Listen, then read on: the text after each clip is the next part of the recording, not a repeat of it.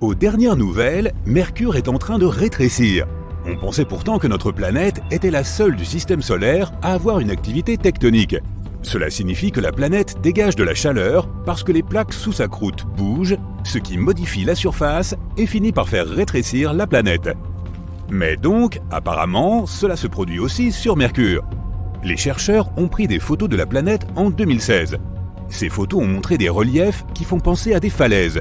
On les appelle des cicatrices de faille. Comme elles sont relativement petites, l'équipe pense qu'elles se sont formées il n'y a pas très longtemps, ce qui signifie que Mercure se contracte encore, même 4,5 milliards d'années après la formation du système solaire. Mercure a un noyau interne solide et un noyau externe en métal liquide qui l'entoure. Elle est encore en train de se refroidir. D'ailleurs, toutes les planètes telluriques sont encore en train de se refroidir depuis l'époque de leur formation initiale. À mesure que les parties liquides du noyau de la planète deviennent plus solides, la planète se contracte et rétrécit. Comment se fait-il qu'on ne voit pas les planètes scintiller comme des étoiles ? Si tu étais dans l'espace, tu ne verrais pas les étoiles scintiller. Mais depuis la Terre, tu le vois à cause de l'atmosphère. Notre couverture d'air protectrice réfracte la lumière des étoiles, ce qui signifie qu'elle la disperse en zigzag. C'est ce que nous percevons comme le scintillement. Les planètes apparaissent bien plus grosses que de simples têtes d'épingle. Leur lumière fait aussi des zigzags après avoir heurté l'atmosphère de la Terre, mais ces mouvements s'annulent en quelque sorte. C'est pourquoi nous voyons leur lumière de façon stable. Si tu apportais un bloc de plomb sur Vénus, il fondrait comme un bloc de glace sur notre planète. La température à la surface de Vénus peut atteindre 482 degrés Celsius. Même lorsque les chercheurs y envoient des sondes spatiales, ces dernières ne peuvent pas supporter l'environnement trop longtemps. Par exemple, un vaisseau y a atterri en 1982 et n'a réussi à y rester que 2 heures. Mais une équipe a tout de même obtenu les premières photos en couleur de Vénus et analysé une partie du sol de la planète. Les planètes entrent en collision avec des astéroïdes, des comètes, d'autres planètes et le reste des corps célestes qui se déplacent dans l'espace. Mais les galaxies entrent aussi en collision. La Voie lactée, notre galaxie, se situe à environ 2,5 millions d'années-lumière d'Andromède, notre plus proche voisine galactique. Elles se rapprochent l'une de l'autre à une vitesse de 400 000 km/h. Un jour, c'est inévitable, elles entreront en collision et tout changera. 2 galaxies fusionneront en une seule, toute neuve et unique, et certaines planètes et étoiles ne survivront pas. Mais selon les prévisions, cela n'arrivera pas avant 4 milliards d'années, ce qui nous laisse pas mal de temps pour nous préparer. La combinaison de la gravité sur notre planète et de la force gravitationnelle de la Lune entraîne des changements dans les marées océaniques. Lorsque tu sautes en l'air, tu es ramené sur la terre ferme à cause de la force invisible qui attire les choses les unes vers les autres et qui s'appelle la gravité. La Lune possède une masse environ 80 fois plus faible que la Terre, mais elle a quand même une force gravitationnelle. Lorsque notre planète tourne, la force gravitationnelle de la Lune influence la partie de la Terre qui est la plus proche d'elle, et elle affecte toute la planète, pas seulement l'eau. Mais la terre ferme est plus dense que l'eau, c'est pourquoi nous ne voyons les effets de la gravité de la Lune que sur l'eau, et les résultats sont les marées. Sur le côté opposé de notre planète, celui qui est le plus éloigné de la Lune et où la gravité de la Lune est la plus faible, la marée est haute car la Lune tire le reste des océans vers elle. À ton avis, quelle est l'odeur de l'espace ? En réalité, tu ne peux pas vraiment la sentir car ton odorat ne fonctionnera pas dans le vide. Mais les astronautes qui travaillent à bord de l'ISS ont déclaré avoir remarqué un arôme métallique spécifique sur la surface de leur combinaison spatiale après avoir repressurisé le sas. Ils l'ont comparé à l'odeur des fumées de soudure. D'autres éléments dans l'espace ont aussi une odeur spécifique. Par exemple, il y a beaucoup de sulfure d'hydrogène dans l'atmosphère d'Uranus, qui sent donc l'œuf pourri. Vénus et Mars ont une odeur similaire. L'atmosphère de Mercure est assez clairsemée, ce qui signifie qu'elle n'a pas beaucoup d'odeur. Sur Jupiter, cela dépend de l'endroit où tu te trouves dans l'atmosphère. Certaines parties ont des niveaux élevés d'ammoniac, donc tu sentirais quelque chose comme du liquide de nettoyage. D'autres parties ont une odeur d'œuf, mais le reste, les parties avec des niveaux élevés de cyanure d'hydrogène, ont plutôt une odeur d'amande amère. Mais il vaut mieux éviter de prendre une grande bouffée de cet air toxique. Ici, sur notre planète, lorsque tu essaies de fusionner 2 morceaux de métal, tu dois appliquer suffisamment de chaleur pour que le métal atteigne son point de fusion. C'est beaucoup plus simple dans l'espace. Tu n'as pas besoin de chaleur ni d'aucune action pour coller 2 morceaux de métal ensemble pour toujours. c'est ce qu'on appelle la soudure à froid.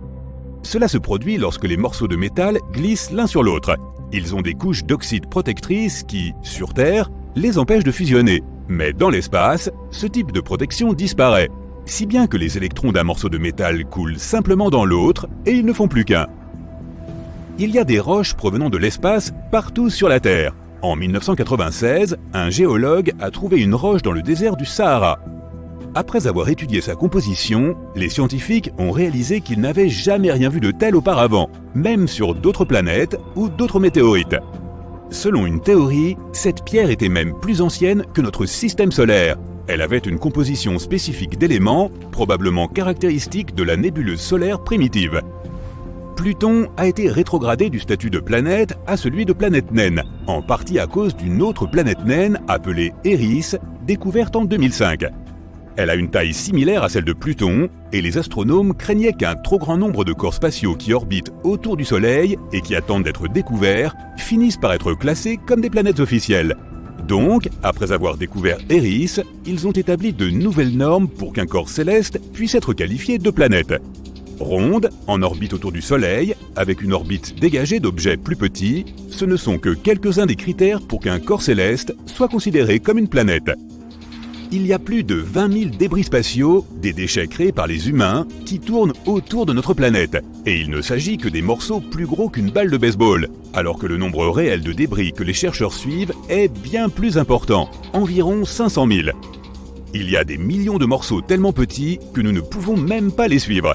Dans l'espace, les débris peuvent se déplacer à grande vitesse, parfois plus de 28 000 km/h. Cela signifie que même de petits objets comme un éclat de peinture peuvent endommager un vaisseau spatial. La Station spatiale internationale doit donc manœuvrer soigneusement pour éviter ces obstacles. Et il y a un autre problème potentiel, c'est le syndrome de Kessler. Quand il y a autant de débris dans l'orbite basse de notre planète, ils se percutent et se brisent, ce qui entraîne de plus en plus de débris, comme une sorte d'effet domino spatial. L'un des moyens potentiels de résoudre ce problème est d'utiliser des filets qui pousseraient les objets dans notre atmosphère et on pourrait alors nettoyer au moins une partie des déchets. Neptune a une lune assez intéressante appelée Triton. Elle nous rappelle un peu Pluton de par sa composition similaire, mais elle est aussi en orbite rétrograde. Triton est probablement l'un des objets glacés de la ceinture de Kuiper. La gravité de Neptune l'a vraisemblablement piégé à un moment donné et l'a transformé en sa propre lune, car depuis, Triton est en orbite autour de Neptune, mais dans le sens inverse de la rotation de celle-ci. L'une des caractéristiques les plus remarquables de Triton, ce sont ses geysers en éruption. Il y a de l'eau sur 2 des lunes de Saturne. La première, Encelade, possède un océan entier composé d'eau salée. Et au vu de certaines molécules organiques complexes, il pourrait même exister des signes d'une certaine forme de vie. Mais ce n'est qu'une théorie que personne ne peut encore confirmer. Titan, l'autre lune, pourrait aussi avoir des signes de vie. Tout endroit dans l'espace qui contient à la fois des composés chimiques contenant du carbone et de l'eau est un foyer potentiel pour une certaine forme d'organisme vivant. Quelle est la planète la plus froide de notre système solaire ? La réponse la plus évidente semble être Neptune, puisque c'est la planète la plus éloignée du Soleil. Mais il s'agit en fait d'Uranus. Elle est 20 fois plus éloignée du Soleil que nous. La température moyenne au sommet de ces nuages, qu'on appelle température de surface dans les géantes gazeuses, puisqu'elles n'ont pas de surface solide, est de moins 193 degrés Celsius. Les planètes qui sont si éloignées du Soleil ne peuvent pas recevoir beaucoup de chaleur. C'est pourquoi une partie de la chaleur provient de leur noyau. De la même façon que le noyau de notre planète est plus chaud que la surface. Mais ce n'est pas suffisant, si bien que Neptune et Uranus sont toutes deux très froides. Neptune a néanmoins du méthane dans son atmosphère. Sur Terre, le méthane est un gaz à effet de serre, ce qui signifie qu'il piège la chaleur comme une épaisse couverture. Uranus a moins de méthane dans son atmosphère, c'est pourquoi elle est un peu plus froide que Neptune, même si Neptune est plus éloignée. En parlant d'Uranus, savais-tu qu'une saison là-bas dure 42 ans ? La planète fait une rotation sur son axe en 17 heures, mais son inclinaison est si prononcée que l'un ou l'autre pôle est toujours dirigé vers le Soleil. Cela signifie qu'une journée au pôle nord de la planète dure 42 années terrestres, soit la moitié d'une année sur Uranus. Donc si tu pouvais aller sur cette planète et te tenir sur son pôle nord, tu verrais le Soleil en permanence dans le ciel. Tu tournerais autour de lui pendant tout l'été après quoi tu ferais face à 42 ans d'obscurité et d'hiver. Il y a beaucoup d'objets spatiaux tout autour de l'univers, des étoiles aux planètes, en passant par les satellites, les comètes et les astéroïdes. Mais notre corps céleste le plus proche est la Lune, qui a fait l'objet de nombreuses recherches, théories et même de mythes. En tant que seul satellite naturel et permanent, la Lune figure dans la liste des 10 plus gros satellites de notre système solaire. Elle est située dans un bras spiralé extérieur de la Voie lactée. D'autres planètes de notre système solaire, comme Mars ou Jupiter, ont de nombreuses lunes. Saturne est la planète qui arrive en tête de cette liste, avec un nombre étonnant de 82 lunes, dont 53 ont un nom. Tu veux la liste complète? Non? Alors on continue. Notre Lune, avec son rayon moyen de 1737 km, n'est pas la plus grosse lune du système solaire, mais elle est la plus grosse par rapport à la taille de la planète autour de laquelle elle gravite. Ce qui distingue un satellite comme la Lune et une planète n'est pas la taille comme on pourrait le penser. Les plus grandes lunes de notre système solaire sont énormes, certaines d'entre elles sont même plus grandes que les planètes telluriques. Jupiter possède d'ailleurs plusieurs de ces types de satellites, comme la glaciale Ganymède. C'est la plus grande lune de notre système solaire, plus grande que Mercure et Pluton. Il se pourrait même qu'elle abrite un océan salé souterrain qui pourrait surpasser toute l'eau de la surface de la Terre. Le diamètre de notre Lune est un peu plus grand qu'un quart de celui de la Terre, mais sa masse est 80 fois moins importante que celle de notre planète. Pour te donner une meilleure idée, si tu considères notre planète comme un gros ballon creux, il te faudrait environ 50 lunes pour le remplir. Mais regardons la taille de notre Lune d'un point de vue un peu différent. Comment se compare-t-elle aux États-Unis? Les États-Unis mesurent 4500 km de large, ce qui signifie que le diamètre de la Lune est plus petit. Il est difficile pour nous de la voir autrement, mais que se passerait-il si notre satellite était 2 fois plus grand? Eh bien, tout d'abord, nous verrions beaucoup plus d'éclipses solaires. Dans les conditions actuelles, elles peuvent se produire 2 à 5 fois par an, mais 5 fois est plutôt une exception. La dernière fois qu'il y a eu 5 éclipses solaires en un an, c'était en 1935, et il faudra attendre jusqu'en 2206 pour assister au prochain événement de ce type. Le Soleil et la Lune ont l'air d'avoir à peu près la même taille vue d'ici sur Terre, mais tu ne seras pas surpris d'apprendre que l'étoile autour de laquelle nous tournons est gigantesque. Alors si le Soleil était creux, combien de lunes penses-tu qu'il faudrait pour le remplir? Attends, pas besoin de chercher sur Google. Il faudrait 64,3 millions de lunes, ou environ 1,3 million de terres. Oui, le Soleil est à ce point énorme. Et tant qu'on en parle, sache qu'il a un diamètre de 1,4 million de kilomètres. Quant à sa masse, eh bien, elle est pas moins de 330 000 fois supérieure à celle de la Terre. Mais qu'est-ce qu'une étoile? En termes simples, c'est une boule de matière chaude et brillante, maintenue ensemble par la gravité. La raison pour laquelle elle émet à la fois de la chaleur et de la lumière est sa température très élevée. Les experts appellent les plus petites étoiles des naines rouges en raison de leur taille et de leur couleur. Ce sont aussi les types d'étoiles les plus fréquents dans notre galaxie, certaines d'entre elles étant si minuscules et ternes qu'elles sont invisibles pour les habitants de la Terre. C'est le cas de notre étoile voisine la plus proche, Proxima Centauri. Notre Soleil est considéré comme une étoile moyenne car sa masse, sa luminosité et son espérance de vie sont moyennes. Il existe aussi des étoiles géantes. Elles sont plus rares, mais plus faciles à voir. C'est pourquoi tu peux supposer sans risque qu'à peu près toutes les étoiles que tu vois après le coucher du Soleil sont beaucoup plus grosses que le Soleil. Mais assez parlé de cela, revenons à la vedette du jour, la Lune, notre seul satellite naturel. L'est-elle vraiment? Ce n'est peut-être pas tout à fait exact. En 1997, un groupe de scientifiques est tombé sur un astéroïde d'environ 5 km de large qui semblait pris dans l'étau gravitationnel de la Terre. Il ressemblait à un satellite de notre planète. Ils l'ont appelé Cruithne. Il lui faut environ 770 ans pour faire le tour de la planète. Il semble qu'il va rester en état de suspension autour de notre planète pendant encore au moins 5000 ans. La Lune s'éloigne progressivement de nous. Chaque année, elle retient une partie de l'énergie de rotation de notre planète et l'utilise pour s'élever d'environ 4 cm sur sa propre orbite. Si les données dont nous disposons aujourd'hui sont correctes, à l'époque de sa naissance, notre Lune était à environ 22 530 km de nous. La distance actuelle est de 385 000 km. Alors, que se passera-t-il lorsqu'elle s'éloignera complètement? Eh bien, on cessera de chanter Au clair de la lune et Fly me to the moon. Mais surtout, il n'y aura tout simplement plus de marées dans les océans de notre planète et nos nuits deviendront plus sombres. Les saisons seront très différentes, tout comme la longueur de nos journées. D'après les calculs actuels du monde scientifique, cela prendra environ 50 milliards d'années. Donc tu peux attendre un peu avant de faire un stock de lampes de poche. Mais il y a un hic. Notre Soleil devient environ 10% plus lumineux tous les milliards d'années.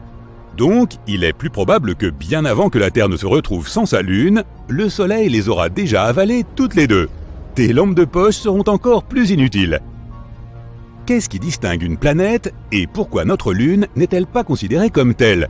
Après tout, elle est plus grosse que certains autres objets de notre système solaire qui sont, techniquement, des planètes. Pour commencer, une planète est un corps céleste qui fait trois choses. Elle tourne autour d'une étoile et pas autour d'autre chose. Elle est suffisamment massive pour prendre une forme ronde à cause de sa propre gravité. Et enfin, elle a le pouvoir d'attraper toute la poussière ou les fragments qui se trouvent sur son orbite lorsqu'elle se déplace autour de son étoile. Nous avons établi que la Lune n'était pas en orbite autour du Soleil, mais elle n'est pas non plus en orbite autour de la Terre. Tous deux orbitent autour d'un certain point situé entre elles, appelé leur barycentre. Il se trouve à environ 1600 km sous la surface de la Terre, mais toujours à environ 4800 km du centre de notre planète. Comme ce barycentre se trouve sous la surface de la Terre, nous ne considérons pas la Lune comme une planète. Pour cela, il faudrait que la Lune soit environ un tiers plus grande et un tiers plus éloignée, afin que le barycentre soit indépendant de la surface terrestre. La Lune a cependant d'autres caractéristiques semblables à celles d'une planète, ce qui la rend très spéciale dans notre système solaire. Tout d'abord, elle a une croûte, un manteau et un noyau. Elle possède également une géologie assez active, avec des événements comme nos propres tremblements de terre. Là-haut, on les appelle des tremblements de lune. Et maintenant, continuons notre exploration spatiale. Quoi, tu n'entends rien? C'est normal, car l'espace est totalement silencieux. Comme il n'y a pas d'atmosphère dans l'espace, le son n'a aucun moyen de voyager pour que tu puisses l'entendre. Tu voudras éviter Vénus si tu souhaites poursuivre ton voyage dans l'espace. C'est la planète la plus chaude de notre système solaire. Sa température de surface moyenne est d'environ 450 degrés Celsius. On pourrait penser que c'est parce qu'elle est la plus proche du Soleil, sauf que ce n'est pas le cas. On pourrait aussi penser que la planète la plus proche, Mercure, serait la plus chaude. Mais comme cette dernière n'a pas d'atmosphère qui aide à réguler sa température, elle a tendance à avoir de plus grandes fluctuations. Ton calendrier serait aussi très chamboulé sur Vénus, car un jour à sa surface est à peu près aussi long qu'une année sur Terre. C'est parce que Vénus tourne lentement autour de son propre axe et qu'il lui faut 243 jours terrestres pour accomplir sa propre journée. Si tu faisais une halte sur Mars, sois à l'affût de ces couchers de soleil bleus. Selon les spécialistes de la NASA, il y existe une poussière fine qui rend le bleu près de la partie du ciel où se trouve le Soleil beaucoup plus visible sur Mars. Tu aimes les diamants? Fais tes valises car il existe une planète entièrement faite de diamants et elle fait 2 fois la taille de la Terre. On pense qu'elle est très probablement recouverte de graphite et de diamants. Une combinaison spatiale coûte environ 12 millions de dollars, mais une visite là-bas couvrirait entièrement ses dépenses, tu ne crois pas? Et si tu n'es pas fan des explorations spatiales et que tu préfères le confort de notre planète, voici une bonne nouvelle pour toi. Il y a plus d'arbres sur Terre qu'il n'y a d'étoiles dans notre galaxie, la Voie lactée. Nous savons qu'il y a environ 3000 milliards d'arbres sur la planète Terre et entre 100 et 400 milliards d'étoiles dans notre galaxie. Mette tes lunettes de soleil car Mercure est un point chaud. Depuis la surface de cette planète, le Soleil semble 3 fois plus grand que depuis la Terre, et la lumière y est 11 fois plus brillante. Mercure tourne peut-être moins vite que la Terre, mais elle sait quand même s'amuser. Sur cette planète, une journée dure 59 jours terrestres, mais ne t'inquiète pas, car une année sur Mercure ne dure que 88 jours après tout. Donc, si tu as toujours rêvé de devenir centenaire, contente-toi de diviser ton âge par 0,25. Ou multiplie-le simplement par 4. Tu obtiendras ainsi ton âge mercurien approximatif. C'est simple comme bonjour. N'oublions pas non plus l'orbite bizarre de Mercure. Pour 2 révolutions autour du Soleil, elle effectue 2 tours sur elle-même. Cela signifie que chaque hémisphère bénéficie d'une année complète de lumière du jour, suivie d'une longue nuit. Les fuseaux horaires seraient un incroyable micmac sur cette planète. C'est pourquoi nous nous en tiendrons à l'heure de Paris. Son de reniflement.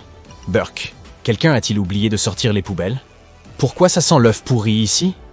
Ah, désolé, c'est parce que nous nous trouvons maintenant sur Vénus et ces nuages fétides ne sentent vraiment pas la rose. Le jour d'une planète correspond essentiellement au temps qu'il lui faut pour effectuer un tour complet sur son axe. Vénus prend clairement son temps pour le faire, bien plus lentement que la Terre, à vrai dire. Ainsi, un jour sur Vénus dure 243 jours terrestres, soit près de 6000 heures. C'est là que les choses se compliquent. Comme le jour de Vénus est extrêmement long, nous utilisons en fait le jour terrestre comme norme pour mesurer le temps sur la planète. Cela signifie qu'il n'y a qu'un seul fuseau horaire pour toute la planète. C'est pratique, non?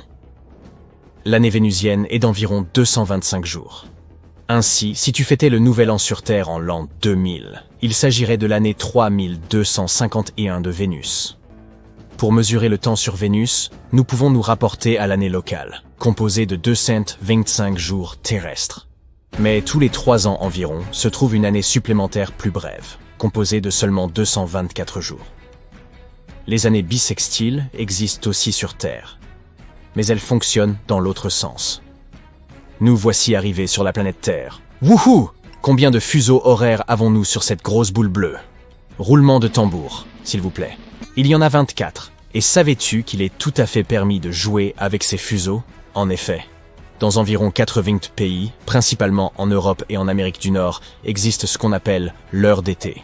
Il s'agit d'avancer les horloges d'une heure pendant l'été afin de pouvoir profiter de ce doux soleil. Mais attention, chaque pays a ses propres règles concernant l'heure d'été. Alors assure-toi de ne pas faire la grasse matinée le jour même où tu étais censé travailler une heure plus tôt. Certaines régions ont même des fuseaux horaires qui diffèrent de la norme universelle d'une demi-heure ou d'un seul quart d'heure. Peux-tu imaginer que la Lune dispose de son propre fuseau horaire? L'Agence spatiale européenne a annoncé lundi qu'il était temps que la Lune ait son propre fuseau horaire synchronisé. Alors que de plus en plus de pays et d'entreprises privées prévoient des missions vers notre proche satellite, il est important que nous nous entendions en matière de maîtrise du temps. À l'heure actuelle, chaque mission emporte avec elle le temps universel coordonné de la Terre, ce qui ne pose pas de problème lorsqu'il n'y a que quelques missions à la fois. Mais avec des dizaines de missions lunaires prévues au cours des prochaines années, les choses vont devenir délicates. Nous avons besoin d'un système pour nous assurer que tout le monde soit sur la même longueur d'onde. Autrement, nous nous retrouverons avec différents engins spatiaux désynchronisés les uns des autres. Et personne ne veut d'un tel chaos dans l'espace. La précision de l'heure est essentielle, autant pour la communication que la navigation. Il faut donc trouver un moyen de s'assurer que chacun soit en mesure de s'accorder avec les autres. L'Agence spatiale européenne n'a pas encore déterminé la forme exacte que prendrait ce nouveau fuseau horaire lunaire, mais elle y travaille. Devrait-il y avoir une seule organisation responsable du maintien de l'heure lunaire? Ou devrions-nous laisser la Lune fixer son propre horaire? Et qu'en est-il de ces fuseaux horaires plus granulaires, basés sur la position du Soleil? Autant de questions importantes auxquelles il conviendra de répondre. Pour ce qui est d'une journée sur Mars, elle ne diffère pas beaucoup d'une journée sur Terre. On parle là de 24 heures, 39 minutes et 35 secondes. Une année martienne correspond à une année terrestre, 8, ce qui signifie que l'année terrestre 2000 s'est produite en l'an martien 1063. J'allais oublier de mentionner que l'année martienne compte 668 jours locaux. Nous avons réglé la question du calendrier martien, mais Mars aura besoin de ses propres fuseaux horaires. En raison de son orbite allongée, la différence entre les heures d'été et d'hiver sera importante. L'heure d'été sera un impératif sur Mars. Un an sur Jupiter dure presque 12 années terrestres. Oui, c'est l'équivalent d'une vie entière pour un chien. Mais nulle inquiétude. Jupiter comporte 12 saisons différentes, histoire de ne pas s'ennuyer, chacune d'entre elles étant presque aussi longue qu'une année terrestre. Sauf que sur Jupiter, une journée ne dure que 9 heures et 55 minutes.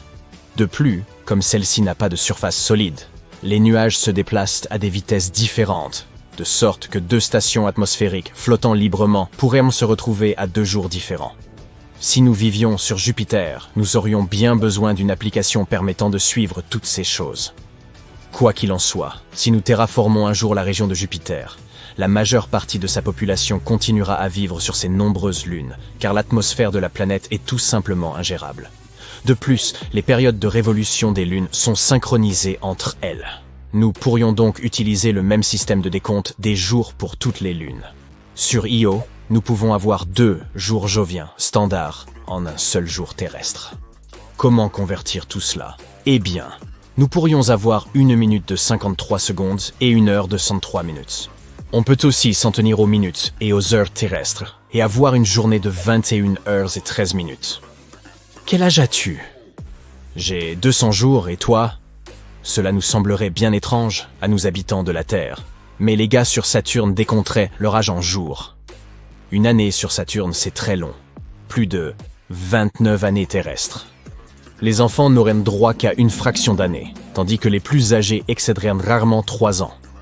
Ainsi, pour garder une trace du temps sur Saturne, nous pourrions diviser une année saturnienne en 29 ou 30 saisons. Fait amusant, Saturne n'a même pas de surface solide non plus. Il n'y a que des nuages en rotation qui tournent à des vitesses différentes.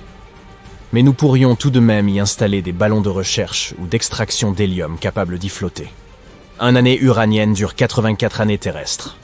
Pour faciliter les choses, nous nous en tiendrons donc aux années terrestres pour nos calculs, et les années uraniennes, naturelles, pourront être utilisées pour des occasions spéciales, comme le fait d'atteindre l'âge canonique d'une seule année uranienne.